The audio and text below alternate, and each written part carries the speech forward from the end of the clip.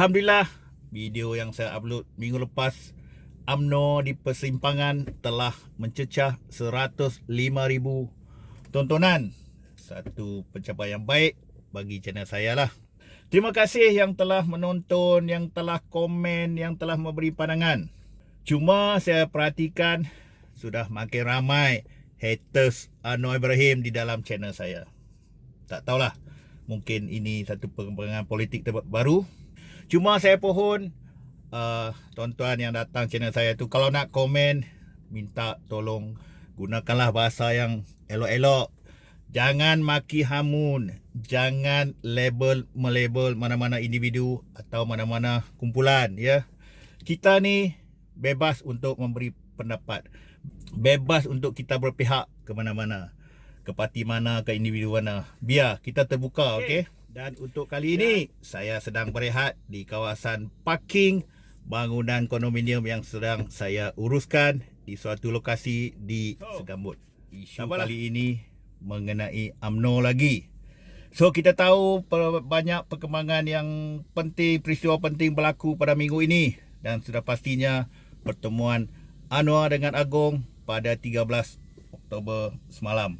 Dan isu yang saya ingin berkongsi dengan tuan-tuan hari ini adalah mengenai isu kedudukan hubungan UMNO di dalam Perikatan Nasional, terutamanya hubungan dengan Parti Bersatu.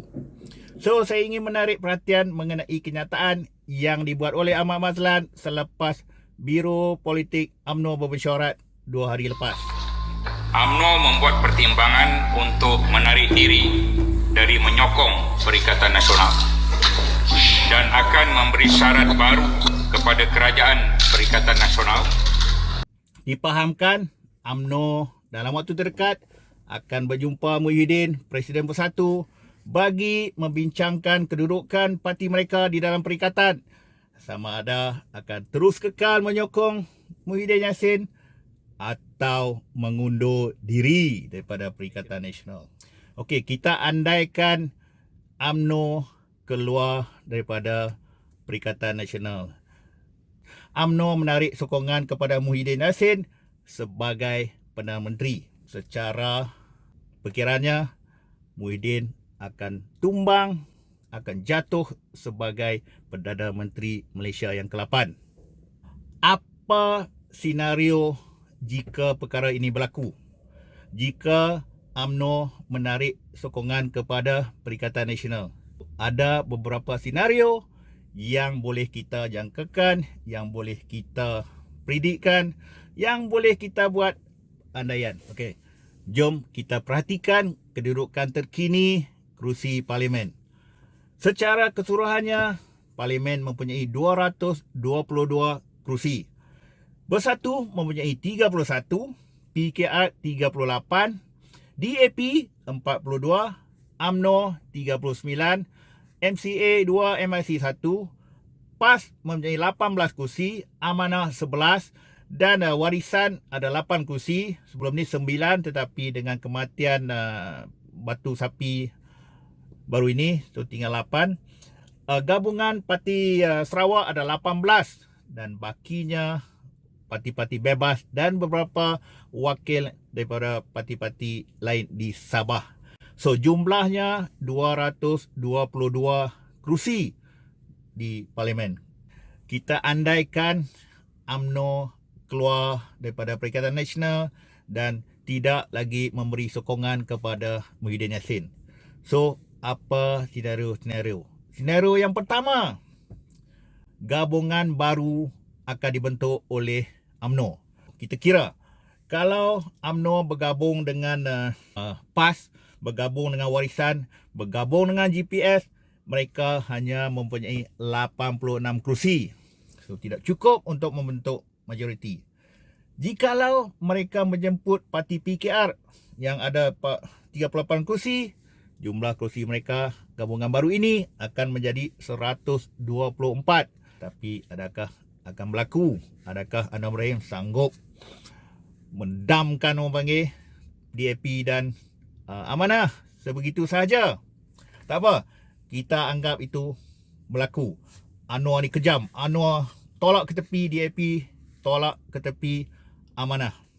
So, gabungan baru ini ada 124. Siapa yang akan mengetuai kerajaan? Ada orang cakap Razali Hamzah diberi peluang untuk memimpin sebagai Perdana Menteri dan Anwar akan menjadi timbalan Perdana Menteri. Bagi saya tidak percaya Anwar akan sanggup menerima perancangan begini. Tidak pastilah, apa-apa kemungkinan di dalam politik boleh berlaku dan apa-apa jangkaan kita belum tentu betul.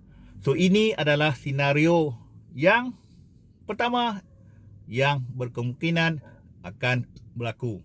Senario kedua, UMNO bersetuju membentuk gabungan bersama Pakatan Harapan yang disertai juga oleh DAP dan Amanah, tetapi tidak bersama PAS. Saya pasti PAS tidak akan bersama Anwar Ibrahim.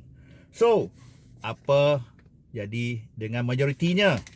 So, kalau dikira UMNO bersama BN-nya ada 42, dicampur dengan PKR 38, DAP 42, Amanah 11, Warisan 8 dan GPS 18, jumlahnya menjadi 163. Majoriti yang kukuh dan besar. Tetapi isunya siapa yang akan menjadi Perdana Menteri, siapa yang akan mengetuai gabungan baru ini. Okey, kita andaian Anwar diberi peluang untuk dilantik menjadi Perdana Menteri yang ke-9. Persoalan yang serius yang akan menjadi pertimbangan besar UMNO, adakah mereka sanggup bersama dengan DAP dalam satu kerajaan? Kita tahu isu DAP menjadi isu yang paling hangat di antara pemimpin dan akar umbi mereka. Tetapi adakah dengan cadangan supaya DAP hanya menyokong tetapi tidak berada di dalam kerajaan, tidak ada jawatan menteri, perkara ini boleh berlaku? Adakah DAP boleh bersetuju dengan percaturan ini? Kita tak, macam biasa, kita tak pasti, tidak ketentuan di dalam politik. Boleh berlaku, tidak ada yang mustahil di dalam politik. So, itu adalah dua senario. Mungkin ada senario yang lain, percaturan gabungan yang lain. Tak apalah, cukup dua dia. Persoalannya sekarang, kalau UMNO tidak membuat sesuatu dengan hubungannya bersama Bersatu di dalam Perikatan Nasional, ke mana mereka akan membawa diri bagi menghadapi PRU 15 nanti.